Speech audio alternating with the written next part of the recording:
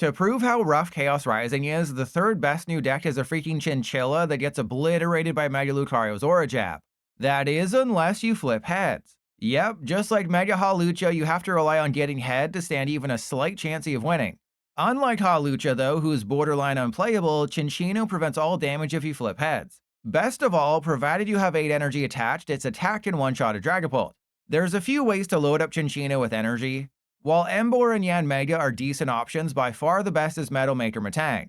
And by best, I mean it has 5 top 16 finishes in the past 3 months, which is abysmal. Still, use Metal Maker a couple times, load up a Cinccino, flip heads at least once per duel, and you have a surprisingly high chance of beating people off.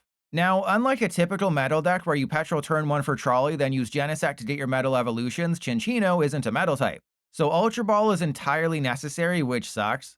On the Mr. Bright side, you can use your energy as discard fodder with Energy Recycler, putting it back into your deck. And Team Rocket's Factory after a Petrol helps draw a couple cards each turn. While not super sexy, this Cinccino list will win you games provided Trolley isn't prized. Between 4 Petrol, 4 Transceiver, and 4 Ultra Ball, the odds of filling up your bench turn 1 are higher than a Venusaur in Pokemon Stadium.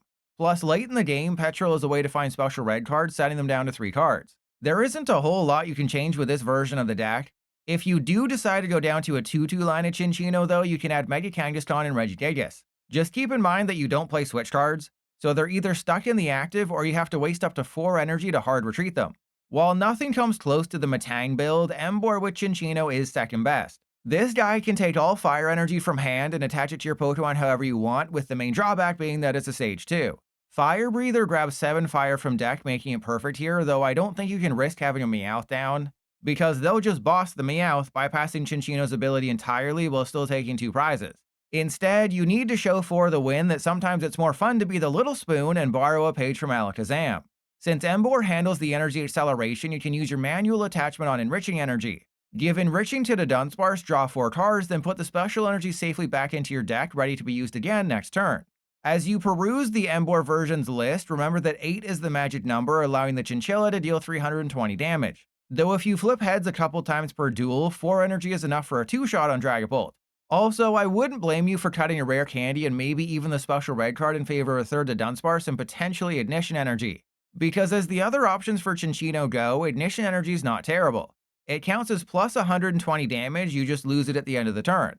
For other ideas, there's Joltik, who accelerates 4 energy from deck with its attack. Grumpig, meanwhile, is basically a harder to repeat Metang, though you can use Strange Timepiece to devolve it. But if you're playing a Stage 1 who looks at the top 4 cards of your deck and accelerates all basic energy, it's Metang, not the pig that looks like its bacon would taste horrible.